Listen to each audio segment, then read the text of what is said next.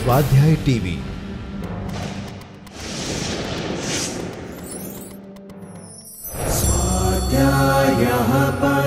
Doctor Baba Saheb Ambedkar open university.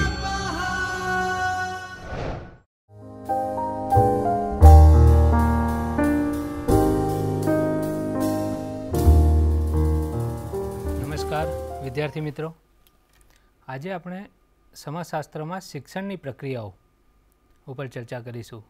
શિક્ષણની પ્રક્રિયાઓમાં શિક્ષણના વિવિધ પાસા જેવા કે શિક્ષણનો અર્થ, શિક્ષણની વ્યાખ્યા, શિક્ષણ, ઔપચારિક શિક્ષણ, અનૌપચારિક શિક્ષણ, સ્ત્રીઓના શિક્ષણ અને ભારતમાં શિક્ષણ વિશેની ચર્ચા આપણે કરીશું। સૌપ્રથમ આપણે શિક્ષણનો અર્થની ચર્ચા કરીએ। વિદ્યાર્થી મિત્રો, શિક્ષણનો અર્થ એ વ્યાપક છે। શિક્ષણ એટલે શું? શિક્ષણ એટલે શીખવાની પ્રક્રિયા। એ કેવી રીતે શીખવાની પ્રક્રિયા? એટલે શિક્ષણની પ્રક્રિયા, શીખવાની પ્રક્રિયા એ અમુક સમય માટે હોય છે, અમુક નિશ્ચિત કરેલા સમય માટે હોય છે। કેવી રીતે શીખવું એ પ્રશ્ન તરત જ ઉદ્ભવે। તો સામાન્ય રીતે આપણે જોઈએ તો શીખવાની પ્રક્રિયા એ કોઈ સમયને બંધન કરતા નથી। શીખવાની પ્રક્રિયા એ બાળક જન્મે ત્યારથી લઈને બાળક મૃત્યુ પામે ત્યાં સુધી જીવન પર્યંત ચાલતી પ્રક્રિયા છે। એ કંઈ ને કંઈ ઔપચારિક શિક્ષણ કે અનૌપચારિક શિક્ષણ દ્વારા એ શીખતા હોય છે। જેવી રીતે જોઈએ કે બાળક નાનું હોય છે ત્યારે એ એના મિત્રો પાસેથી, કુટુંબ પાસેથી કંઈક નવું શીખે છે, એ પણ શીખવાની પ્રક્રિયા છે। એના પછી બાળક મોટું થાય છે, સ્કૂલે જાય છે, ઔપચારિક શિક્ષણ એને શિક્ષક ભણાવે, પુસ્તકોમાંથી વાંચે, એ રીતે એની પ્રક્રિયા શીખવાની થતી હોય છે, એને ઔપચારિક શિક્ષણ કહીએ। એ સિવાયના અનૌપચારિક શિક્ષણો વ્યક્તિ એ એના આજુબાજુના સમાજ, એનો વિસ્તૃત સમાજ હોય છે એની પાસેથી શીખતું હોય છે।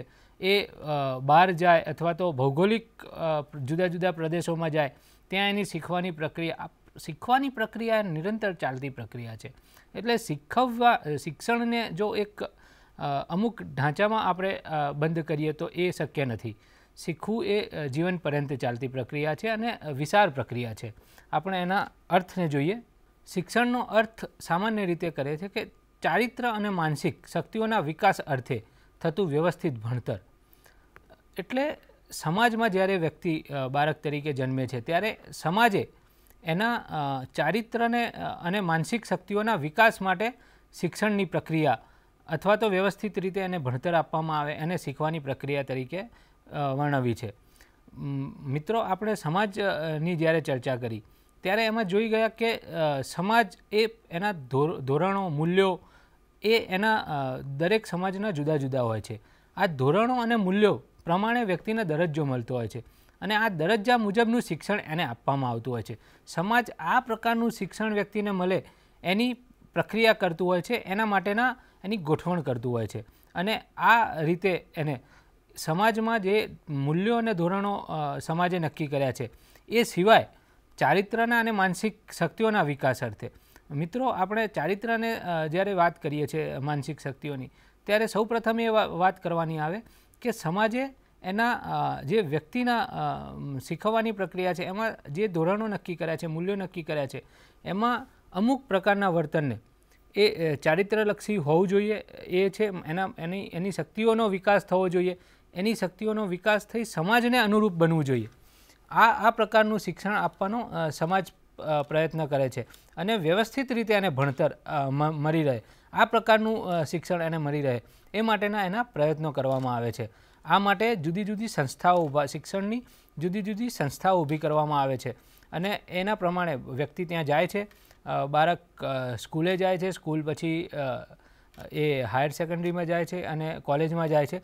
એ રીતે તબક્કાવાર એને શિક્ષણ આપવામાં આવે છે અને આ એ ઔપચારિક શિક્ષણ ઉપરાંત સમાજે નક્કી કરેલા એ વડીલો પણ આપે છે, સમાજની વ્યક્તિઓ આપે છે અને નક્કી કરેલા મૂલ્યોને એના વ્યવસ્થિત રીતે એને એનામાં ભણતર આપવામાં આવે છે, શિક્ષણ આપવામાં આવે છે। આમ શિક્ષણની જો વ્યાખ્યા આપવામાં આવે તો એ ખૂબ જ બહોળા પ્રમાણમાં આપવામાં આવે છે અને એ સતત ચાલતી પ્રક્રિયા ગણવામાં આવે છે। આગળ આપણે જોઈએ તો જીવનભર શીખવાની પ્રક્રિયા અને શિક્ષણ। વાત કરી એમ કે શિક્ષણ એ એક સમયમાં બંધન કરતાં સમય બંધન નથી શીખવાની પ્રક્રિયાને. શાળાનો વર્ગ, શિક્ષક અને સમગ્ર શાળાલક્ષી શીખવાની પ્રક્રિયા બાળકને સમાજ સાથે એકતા સાધવામાં મદદરૂપ બને છે. જીવનભર શીખવાની પ્રક્રિયાને શિક્ષણ કહેવામાં આવે છે. આપણે વાત કરી કે બાળક જન્મે છે, સામાજિકકરણની વાત કરીએ શિક્ષણની સાથે આપણે, તો સામાજિકકરણ એટલે બાળક જન્મે જૈવિક પ્રાણી છે, એ જૈવિક પ્રાણીને સામાજિક પ્રાણી બનાવવાની જે પ્રક્રિયા છે એને સામાજિકકરણ. તો સામાજિકકરણની પ્રક્રિયા છે, એની સાથે સાથે આપણે શિક્ષણને વણીએ તો શિક્ષણ પણ એક સામાજિક, બાળક જન્મે છે ત્યારથી લઈને એ મૃત્યુ પામે છે ત્યાં સુધી એને સતત શીખવાની પ્રક્રિયા. હમણાં જ વાત થઈ એવી રીતે કે ક્યાં સુધી શીખવાની પ્રક્રિયા ચાલતી હોય છે, તો એ સતત ચાલતી, નિરંતર ચાલતી પ્રક્રિયા છે.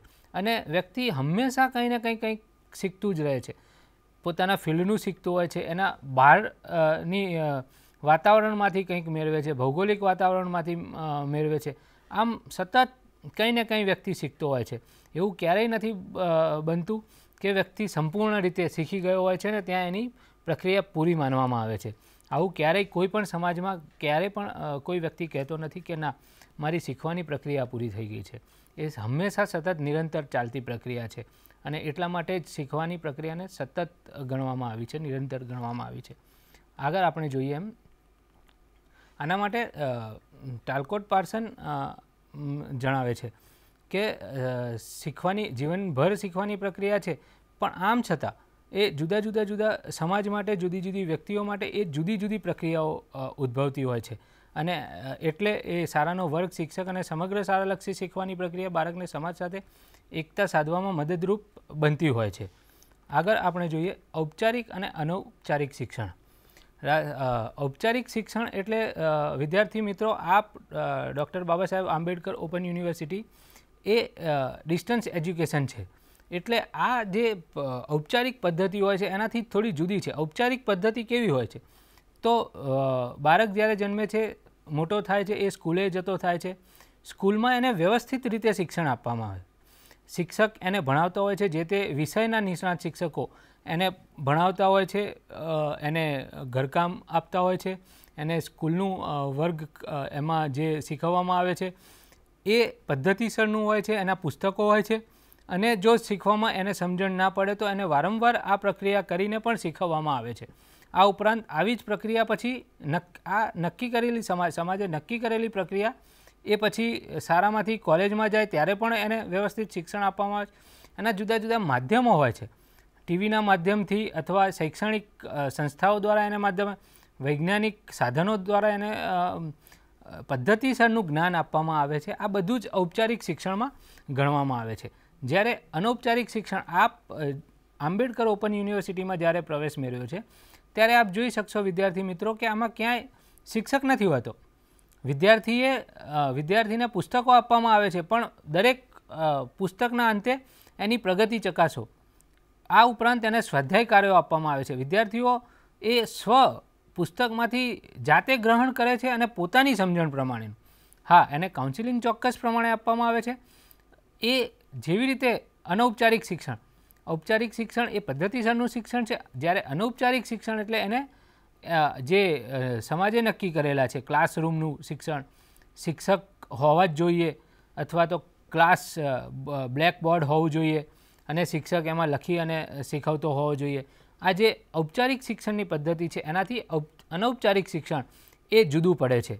આવી જ એક એવી રીતે આપણે સમજીએ છીએ કે ઔપચારિક એટલે પદ્ધતિસરનું જે શિક્ષણ છે, અનૌપચારિક એટલે કે જે આપણે ડિસ્ટન્સ એજ્યુકેશનમાં અથવા તો બીજી પદ્ધતિ પ્રમાણે.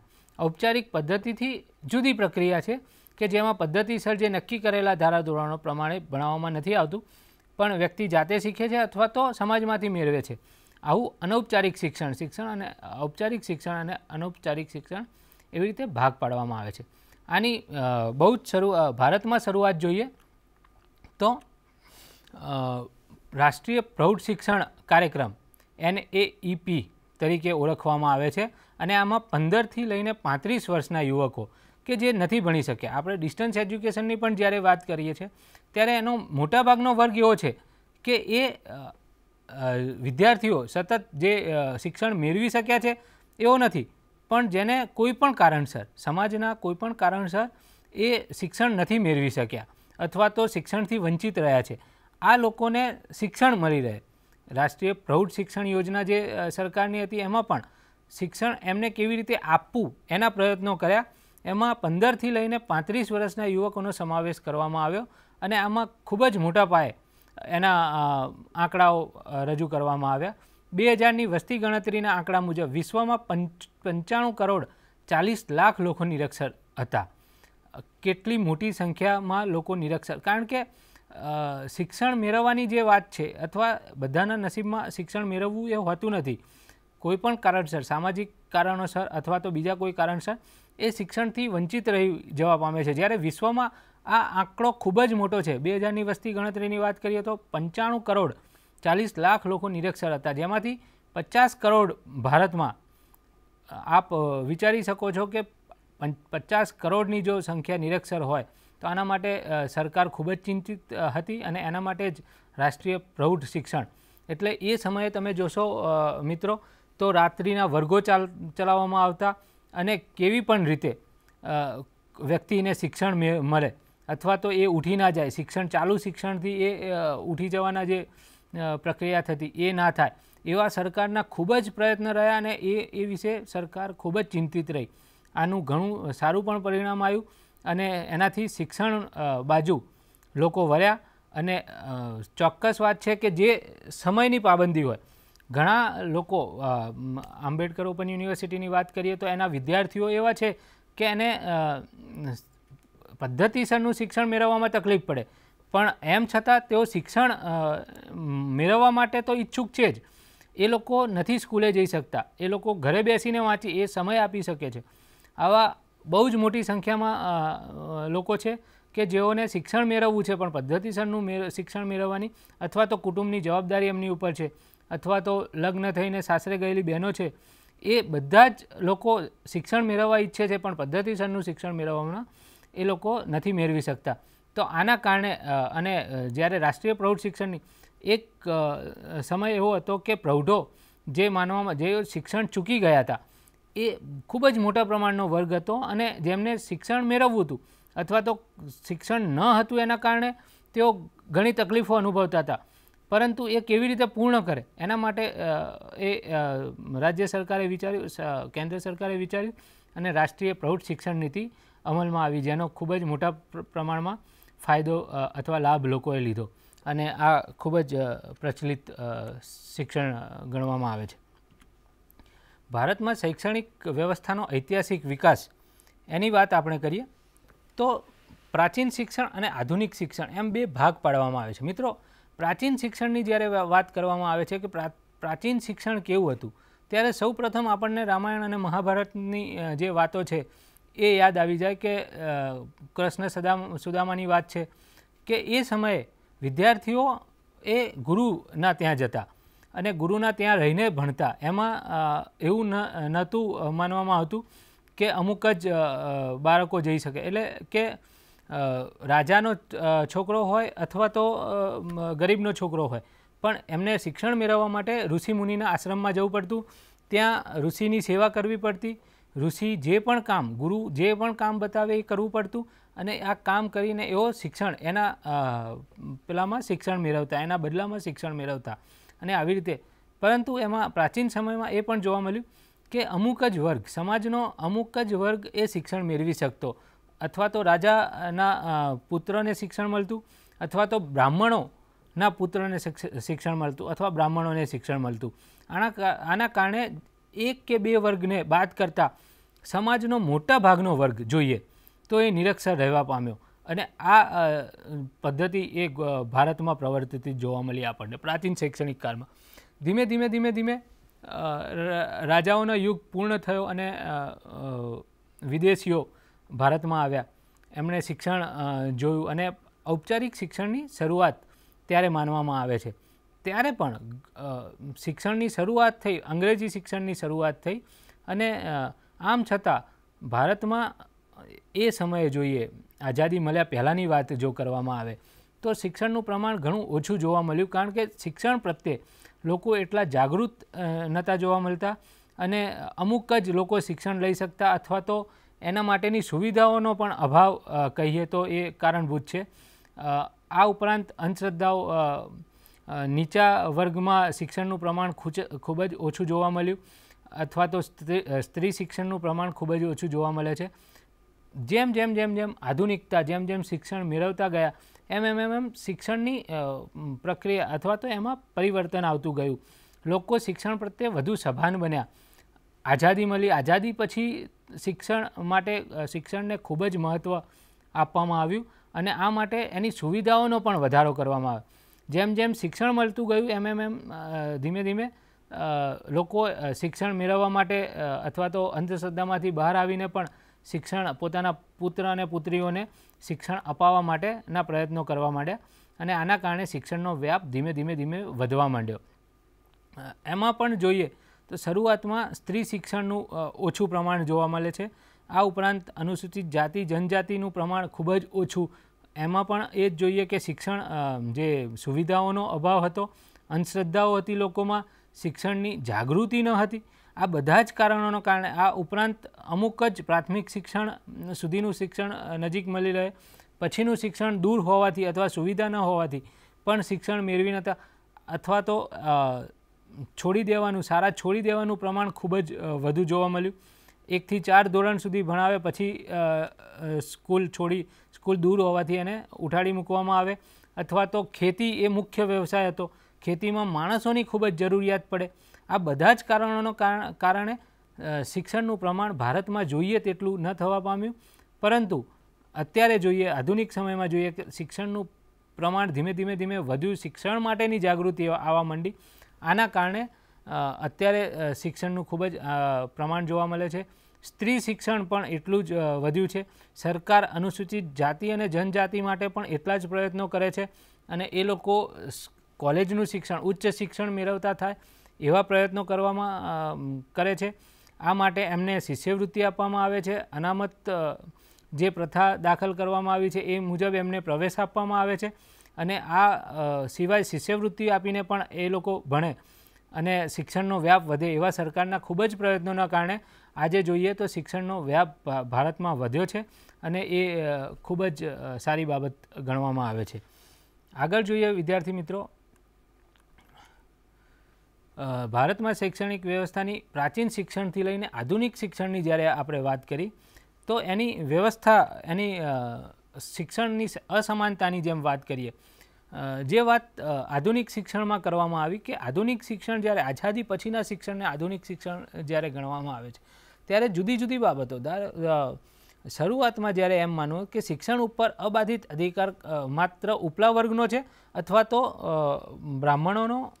ઉપલા વર્ગનો બ્રાહ્મણોનો છે, રાજાઓનો છે, આવું જ્યારે માનવામાં આવતું, આઝાદી મળ્યા પછી થોડા વર્ષો સુધી આ જે માન્યતા છે એ પ્રવર્તતી રહી અને એના કારણે શિક્ષણમાં અસમાનતા, આ ઉપરાંત શિક્ષણનું પ્રમાણ ઓછું હોવાથી, અંધશ્રદ્ધાનું પ્રમાણ થોડું વધારે હોવાથી એ શિક્ષણ ઓછું હોવાના કારણે શિક્ષણની જે અસમાનતા ઊભી થઈ એના આંકડા પર જોવા મળે છે.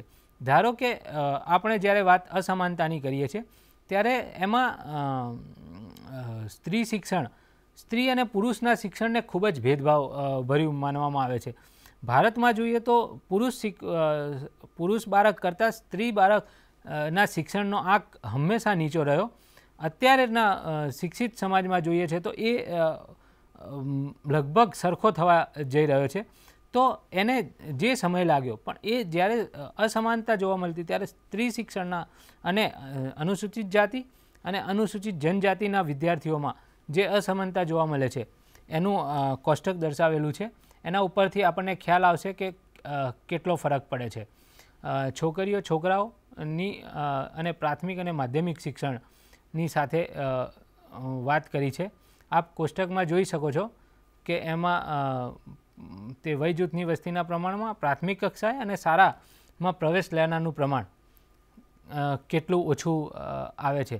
તમે જોઈ શકો છો છોકરાઓ જે ટપકાવાળો કોઠો છે અથવા તો પાયો છે એમાં પુરુષોનું સંખ્યા એ સ્ત્રીઓની સંખ્યા કરતાં દરેકમાં ઉપર જોવા મળે છે અથવા વધુ જોવા મળે છે, જ્યારે સ્ત્રીઓની સંખ્યા પ્રમાણમાં ઓછી છે.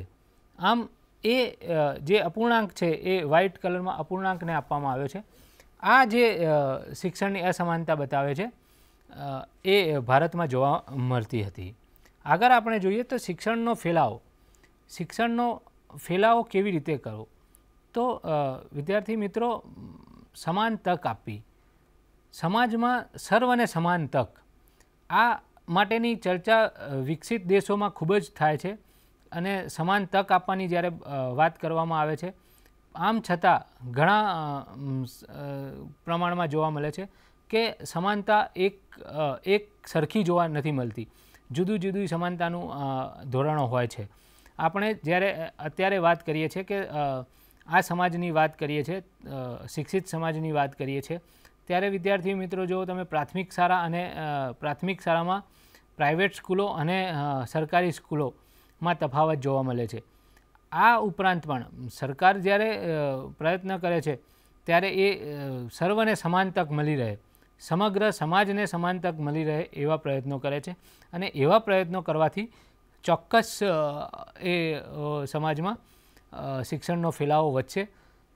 કોઈ પણ બાળક અથવા તો કોઈ પણ વર્ગ માટે જુદી ફેસિલિટી કે જુદી સુવિધાઓના બદલે દરેક બાળકને સમાન તક આપવામાં આવે, સમાન સુવિધાઓ આપવામાં આવે. એ અનુસૂચિત જાતિનો બાળક હોય કે અનુસૂચિત જનજાતિનો બાળક હોય કે ઉપલા વર્ગનો બાળક હોય, પણ એ સમાન તક આપે, સમગ્ર સમાજને સમાન તક આપવામાં આવે તો ચોક્કસ શિક્ષણનો ફેલાવો વધશે. આ જ ઉપરાંત જોઈએ તો સમાન ભોજન. આપણે ભારત સરકાર દ્વારા જ્યારે સમાન ભોજનની વાત કરી, મધ્યાહન ભોજનની કામગીરી ચાલુ થઈ. મધ્યાહન ભોજનમાં સમાન ભોજન આપવામાં આવે, એમાં ઊંચ નીચના ભેદભાવ રાખવામાં નથી આવતા. એમાં જુદું ભોજન, ઉપલા વર્ગ માટે જુદું ભોજન કે નીચલા વર્ગ માટે જુદું ભોજન એવું નથી રાખવામાં આવતું. સર્વ વર્ગો માટે સમાન ભોજનની વ્યવસ્થા કરવામાં આવે છે. સમાન આપ એ પણ જોઈ શકીએ કે કેટલા ગરીબ કુટુંબો હોય છે કે જેઓના બાળકોને એક ટાઈમ ભોજન નથી મળી શકતું. અને આના કારણે ધારો કે એમને મજૂરીએ જવું પડે, બાળ મજૂરીનો વ્યાપ વધે અને એ લોકો એ મજૂરીમાંથી, બાળકના મજૂરીમાંથી કુટુંબનું ભરણ પોષણ કરતા હોય. તો આ જ્યારે સમાન ભોજન આપવાની વાત થઈ, એ ભોજન જ્યારે આપવાની વાત થઈ, તો બાળક એ સ્કૂલે આવે છે, એને ભોજન મળે છે. આ લાલચથી પણ એમાં શિક્ષણનો ફેલાવો થાય છે. શિક્ષણ, કોઈ પણ મા બાપ એવું ના ઈચ્છે કે એમના બાળક ભોજનથી વંચિત રહે અને સરખું ભોજન મળી રહે. તો ભોજનની જ્યારે શરૂઆત કરવામાં આવી, આના દ્વારા પણ શિક્ષણનો ફેલાવો વધવા પામ્યો અને શિક્ષણનો ફેલાવો થયો. સામાજિક આર્થિક વિશેષાધિકારથી વંચિત. સમાજમાં દરેકને સામાજિક અને આર્થિક વિકાસ એનાથી વંચિત ના રહેવો જોઈએ. ધારો કે સમાજમાં જે પણ વ્યક્તિ છે, જે પણ બાળક છે, એને સમાન અધિકારો મળવા જોઈએ. સમાજમાં નક્કી કરેલા ધારાધોરણો પ્રમાણે એને પોતાના અધિકારો મળવા જોઈએ. એ સામાજિક હોય, આર્થિક હોય, એમાં કોઈ પણ પ્રકારનો ભેદભાવ ન હોવો જોઈએ. અમુક અમેરિકામાં ને એમાં જોવા મળ્યું કે જે ભોજન આપવામાં આવે, બ્રેડના ટુકડા અને એમાં અસમાનતા જોવા, અથવા તો કેટલાક સમાજશાસ્ત્રીઓ મુદ્દો ઉઠાયો કે અસમાનતાની બાબત, આની ચર્ચા પણ ખૂબ જ થાય છે, પણ આ પ્રકારની બાબત ના હોય. આના માટે બ્રિટન અને અમેરિકામાં ખૂબ જ ચર્ચા થાય છે અને અસમાનતાના જે મુદ્દા છે એના ઉપર ચર્ચા કરવામાં આવે છે કે એના આર્થિક અને સામાજિક જે અધિકારો છે એનાથી વંચિત ના રહેવા જોઈએ અને સર્વને સમાન અધિકાર મળવા જોઈએ. તો જ શિક્ષણનો ફેલાવો શક્ય છે અને તો જ સાચું શિક્ષણ મેળવી શકશે. આગળ આપણે જોઈએ શિક્ષણ પરત્વેના તારણો. મધ્યમ વર્ગીય સ્કૂલોમાં બાળક પોતાની જાતે કૌટુંબિક, સામાજિક, આર્થિક પરિસ્થિતિ અનુસાર અનુકૂળ બનાવે છે, આવું બ્રિટનના સમાજશાસ્ત્રીઓ કહે છે. એટલે આ જે બ્રિટનના સમાજશાસ્ત્રીઓની જ્યારે વાત કરીએ છીએ કે મધ્યમ વર્ગીય સ્કૂલોમાં બાળક પોતાની જાતને કૌટુંબિક, સામાજિક અને આર્થિક પરિસ્થિતિ અનુસાર અનુકૂળ બનાવે છે. આની જ્યારે વાત કરીએ છીએ કે વિદ્યાર્થી મિત્રો, સમાજમાં બાળક જ્યારે જન્મે છે એના કુટુંબની પરિસ્થિતિ કઈ છે, સામાજિક પરિસ્થિતિ કઈ છે, આર્થિક પરિસ્થિતિ કઈ છે, એના અનુકૂળ એ પોતાની જાતને ઢાળતું હોય છે અને એ પ્રમાણે એને એ શિક્ષણ મેળવે છે. આવું બ્રિટનના સમાજશાસ્ત્રીઓનું એક તારણ છે. પણ વિદ્યાર્થી મિત્રો, આના ઉપર પણ ઘણી બધી ચર્ચા થાય છે કે જ્યારે મધ્યમ વર્ગીય સ્કૂલોની વાત કરવામાં આવે છે ત્યારે એ કૌટુંબિક અને સામાજિક આર્થિક પરિસ્થિતિ અનુસાર પોતાની જાતને અનુકૂળ બનાવે છે. શૈક્ષણિક રીતે અગ્રેસર હોય તેવા વિસ્તારમાં ઓળખવાનો કાર્યક્રમ. આ ઉપરાંત બ્રિટન અને અમેરિકાની જ્યારે વાત કરી ત્યારે હેડ સ્ટાર્ટ પ્રોજેક્ટની વાત કરવામાં આવે છે. એ જ્યારે અમેરિકાએ હેડ સ્ટાર્ટ પ્રોજેક્ટની શરૂઆત કરી ત્યારે એની આ જ બાબત કે સમાજમાં જે બાળકો શિક્ષણ લઈ રહ્યા છે એમાં અસમાનતા કેવી રીતે જોવા મળે છે, અથવા તો એ બાળક કેવી રીતે બીજાને મળતી સુવિધાઓથી અથવા વંચિત રહે છે, એ બાબતની ચર્ચા કરવામાં આવી અને એ મુજબનો એક પ્રોજેક્ટ તૈયાર કરવામાં આવ્યો.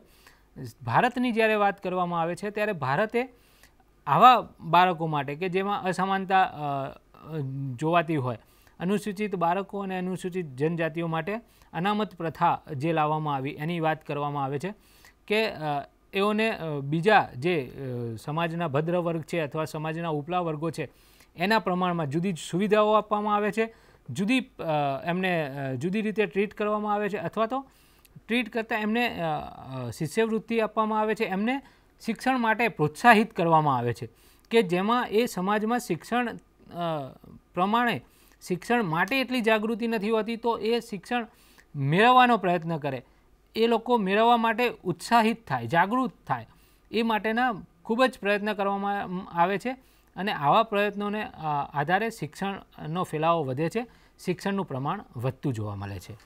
આગળ જોઈએ, સ્ત્રી શિક્ષણની જ્યારે વાત કરવામાં આવે છે, બાળકોની સરખામણીમાં ઓછું શિક્ષણ. આપણે જ્યારે ભારતમાં સ્ત્રીઓની વાત કરીએ છીએ મિત્રો, તો જ્યારે ભારતમાં શિક્ષણની વાત કરવામાં આવે છે તો આઝાદી પછી આધુનિક શિક્ષણનો પ્રારંભ આઝાદી પછી માનવામાં આવે છે. તો આધુનિક શિક્ષણની જ્યારે શરૂઆત થઈ અથવા અંગ્રેજોના સમય બાદ જે શિક્ષણ શરૂ કર્યું ત્યારે બીજા બાળકોની સરખામણીમાં સ્ત્રીઓને શિક્ષણ, સૌ પ્રથમ અહીંયા આપણને સમજવાની એ જરૂર છે કે સમાજમાં સ્ત્રીઓને સ્થાનને એ વખતે ગૌણ જે માનવામાં આવતું અને એના કારણે સ્ત્રીઓમાં ઘણા બધા જે દહેજની બાબત છે અથવા તો દૂધ પીતી કરવાનો રિવાજ હતો અથવા સમાજમાં જે અંધશ્રદ્ધા ફેલાયેલી હતી એ અંધશ્રદ્ધા અને બીજી બધી બાબતોના કારણે સ્ત્રીઓને ઘરની બહાર મોકલવાનું જે ઓછું પ્રમાણ હતું એ પણ ઓછા સ્ત્રી શિક્ષણ માટે કારણભૂત માનવામાં આવે છે. આ સિવાય જે અનુસૂચિત જાતિ અને જનજાતિના બાળકો છે એમાં પણ જ્યારે શિક્ષણનું જ પ્રમાણ ઓછું હોય અને અંધશ્રદ્ધાના કારણે કે બીજા કોઈ સામાજિક પરિબળોને કારણે સમાજમાં શિક્ષણ લેનારનું પ્રમાણ ઓછું હોય ને એમાં પણ પુરુષની સરખામણીમાં સ્ત્રીઓને શિક્ષણ આપવાની વાત હોય ત્યારે સ્વાભાવિક રીતે જ એ શિક્ષણ એમને ઓછું મળેલું જોવા મળે છે. સ્ત્રીઓમાં શિક્ષણ એક તો પુરુષ બાળકોની સરખામણીમાં ઓછું. જે પ્રક્રિયા આપણે સમાજશાસ્ત્રના વિદ્યાર્થી તરીકે જોઈએ તો વિદ્યાર્થી મિત્રો, સ્ત્રી જન્મે છે ત્યારથી જ એની સાથે ભેદભાવ કરવામાં આવે છે કે સ્ત્રી જન્મે છે ત્યારે જલેબી વેચવી, પુરુષ બાળક જન્મે તો પેડા આપવા, સ્ત્રીઓના કાન વીંધવા, સ્ત્રીઓ એ સ્ત્રી પ્રકારેનું જ એને વર્તન કરવું, એ પ્રકારનું, ધારો કે એને જમવાની વ્યવસ્થા, કુટુંબના ભરણ પોષણની જવાબદારી બહારની આર્થિક જવાબદારી પુરુષો ઉપાડે જ્યારે ઘરની જવાબદારી સ્ત્રીઓ ઉપાડે. આ પછી બેવડા ધોરણની ને જે બધી વાત આવે છે તો આ ઘરકામ કરવાની બાબતની સાથે સાથે સ્ત્રીઓ ભણે એ કેવી રીતે શક્ય બને એ જ એક પહેલાંના સમાજમાં પ્રશ્ન હતો અને આના કારણે સ્ત્રીઓમાં શિક્ષણ ઓછું જોવા મળ્યું. ધીમે ધીમે જેમ જાગૃતિ આવતી ગઈ એવી રીતે સ્ત્રીઓમાં શિક્ષણનું પ્રમાણ વધ્યું છે. અનુસૂચિત જાતિ અને જનજાતિની બાબત પણ એવી જ છે કે એમાં સમગ્ર સમાજમાં શિક્ષણનું બીજા સમાજ કરતાં સમગ્ર સમાજમાં શિક્ષણનું પ્રમાણ ઓછું હતું. એમાં સ્ત્રીઓના શિક્ષણની વાત જ્યારે કરવામાં આવે ત્યારે ચોક્કસ બીજા પુરુષોની સરખામણીઓમાં સ્ત્રીઓને શિક્ષણ ઓછું આપવામાં આવે છે. મુસલમાન બાળાઓમાં, મુસલમાન લોકોમાં બાળાઓને ઘૂંઘટ અને એ રાખવામાં આવે છે. આના કારણે એને બહાર મોકલવાની જ્યારે વાત આવે છે ત્યારે એ લોકો બહાર મોકલવામાં ખચકાટ અનુભવે છે અથવા તો એમના ધર્મની સ્કૂલો એ ઓછી પણ હોવાથી એ બીજા ધર્મની સ્કૂલોમાં મોકલવાનો કદાચ ખ્યાલ ન પ્રવર્તતો હોય અને આના કારણે પણ મુસલમાન બાળાઓમાં શિક્ષણનું પ્રમાણ ઓછું જોવા મળ્યું. આગળ જોઈએ આપણે સારા શિક્ષણ અને સાક્ષરતા. સારા શિક્ષણ અને સાક્ષરતાની જ્યારે વાત કરવામાં આવે છે ત્યારે 440 લાખ બાળ મજૂરની વાત કરી આપણે. 75% માતાની ઈચ્છા બાળકો શિક્ષણ પૂરું કરે એવી હતી, પરંતુ આ ન થઈ શકે અથવા ન થઈ શક્યું હોય એવા લોકો પણ એમની માતા પણ ઈચ્છા રાખે કે બાળકો શિક્ષણ પૂરું કરે. 50% માતાનો સ્વીકાર કે દીકરીઓ ત્રીજા ક્રમે ધોરણથી આગળ ભણી ન શકી. જેમ આ વાત થઈ આપણે કે પ્રાથમિક શિક્ષણની જે સવલતો હતી એ વિકસાવવામાં આવી, પણ પ્રાથમિક શિક્ષણ બાદ માધ્યમિક શિક્ષણ લેવા માટે સ્ત્રીઓને અથવા તો બહાર જવું પડે અથવા તો બીજા ગામ જવું પડે અથવા દૂરના અંતરે જવું પડે. આના કારણે શિક્ષણમાંથી ઉઠાડી મૂકવાનો સૌથી મોટો રેશિયો જોવા મળ્યો. પુરુષને અથવા પુરુષ બાળકને છતાં પણ કદાચ બહાર મોકલવામાં આવે, પણ સ્ત્રીઓને બહાર મોકલતા ખચકાટ અનુભવતો જોવા મળ્યો અને આના કારણે ત્રીજા ધોરણથી આગળ ભણાવી શકાતી ન હતી. આગળ આપણે જોઈએ નિરક્ષરતાનો પ્રશ્ન. શાળામાં દીકરીઓને ઓછી દાખલ કરવા માટે વિવિધ કારણો જે શાળાના આચાર્ય તથા શિક્ષકોએ દર્શાવે છે. આર્થિક પછાતપણું એક કારણ બતાવ્યું છે, 49% આચાર્ય એ બતાવ્યું છે અને 61% શિક્ષકોએ બતાવ્યું છે કે આર્થિક રીતે જે પછાતપણું જોવા મળે છે એના કારણે સ્ત્રીઓમાં નિરક્ષરતાનો પ્રશ્ન ઉદ્ભવે છે. છોકરીઓનું ઘરમાં કામ કરવું અને રોજગાર મળવો, રોજગાર ન મળવો અને છોકરીઓનું ઘરમાં કામ કરવું, આ બે બાબતમાં આચાર્યોએ 45% કહ્યું છે અને 37% શિક્ષકોએ આ કારણને મૂળભૂત બતાવ્યું છે. માતા પિતાની લાપરવાહી 41%, માતા પિતાનું શિક્ષણ પ્રત્યે ઓછું જ્ઞાન અથવા તો ઓછી જાગૃતિના કારણે 41%, માતા પિતાની લાપરવાહીના કારણે 49% શિક્ષકોએ એ કારણ જવાબદાર માને. નજીકમાં બીજી એક સ્કૂલ હોવી એનું કારણ બતાવે છે. સામાજિક પછાતપણું બતાવે છે. શિક્ષણ સામગ્રી તથા રમતના મેદાનની અછત હોવાનું કારણ પણ ઘણા ઓછા લોકોએ બતાવ્યું છે. સ્કૂલ ખૂબ દૂર હોવી, છોકરીઓ માટે અલગ સ્કૂલ ન હોવી, આવા જુદા જુદા કારણોના કારણે નિરક્ષરતાનો પ્રશ્ન ઉદ્ભવતો જોવા મળ્યો છે. આમ સમગ્ર રીતે જોઈએ તો ઘણા બધા કારણોના કારણે નિરક્ષરતાનો પ્રશ્ન ઉપસ્થિત થતો હોય છે. આગળ જોઈએ શિક્ષણ અને રોજગારની જ્યારે વાત કરવામાં આવે છે તો ચોક્કસ મિત્રો કે શિક્ષણ અને રોજગાર જેવી રીતે આઝાદી પછી જ્યારે આપણે જોયું કે ભારત એ ખેતી પ્રધાન દેશ હતો, શિક્ષણ ન હોવાનું કારણ કે ખેતીમાં શિક્ષણની જરૂરિયાત, હા આધુનિક ખેતી માટે ચોક્કસ જરૂરિયાત રહે છે, પણ જ્યારે પરંપરાગત ખેતી કરવામાં આવે છે ત્યારે શિક્ષણની જરૂરિયાત ન હોય અને ખેતીના કામ માટે વધુમાં વધુ માણસની જરૂરિયાત હોય, સમગ્ર કુટુંબ એ ખેતીના કામમાં રોકાયેલું રહેતું, આના કારણે પણ શિક્ષણ એ ઓછું જોવા મળ્યું.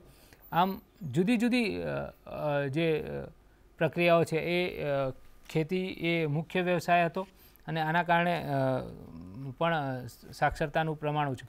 પણ જેમ જેમ જેમ ભારત ઔદ્યોગિક દેશ બનવા માંડ્યો, રોજગારીની તકો ઊભી થઈ અને શિક્ષણના કારણે રોજગારીની તકો ઊભી થઈ, તો આ બધી પ્રક્રિયાઓને કારણે શિક્ષણનું પ્રમાણ વધવા પામ્યું. રોજગારી માટેના વિચારો ઉદ્ભવતા થયા અને આના કારણે જુદા જુદા ક્ષેત્રો, ટેકનોલોજી ક્ષેત્ર જોઈએ, ઔદ્યોગિક ક્ષેત્ર જોઈએ કે બીજા કોમ્પ્યુટર ક્ષેત્ર જોઈએ, આ બધા જ એમાં શિક્ષણની જરૂરિયાત ઊભી થઈ અને એમાં કર્મચારીઓની અછત વર્તાવા લાગી. આના કારણે શિક્ષણ અને રોજગાર એ એકબીજાના પૂરક બન્યા અને શિક્ષણ વિશે જાગૃતિ આવવા માંડી. રોજગારીની તકો ઊભી થવાના કારણે શિક્ષણ તરફ લોકો આકર્ષાયા અને શિક્ષણ અને રોજગારી એ ઉપલબ્ધ બન્યા. તો વિદ્યાર્થી મિત્રો, આજે આપણે શિક્ષણની જુદી જુદી પ્રક્રિયાઓ વિશે વાત કરી, શિક્ષણના અર્થ વિશે વાત કરી, ઔપચારિક અને અનૌપચારિક શિક્ષણ વિશે વાત કરી. આમ આ સમગ્ર પ્રક્રિયા અને શિક્ષણ અને રોજગાર વિશેની વાત કરી. આજે આધુનિક સમાજની જ્યારે વાત કરીએ તો શિક્ષણ માટે ભારત એ ખૂબ જ અગ્રેસર બન્યું છે. શિક્ષણ વિશે ખૂબ જ સરકાર પણ જાગૃત બની છે અને આ માટે જે વંચિત વર્ગો છે એમના એ પણ શિક્ષણ માટે જાગૃત બને એવા ખૂબ જ પ્રયત્નોના કારણે આપણે શિક્ષણમાં ખૂબ જ મહત્ત્વનું સ્થાન પ્રાપ્ત કરી શક્યા છે. આજે આપણે શિક્ષણની પ્રક્રિયાઓની વાત કરી. બસ આજે અહીંયા આટલું જ. અસ્તુ. ધન્યવાદ. સ્વાધ્યાયઃ પરમં તપઃ.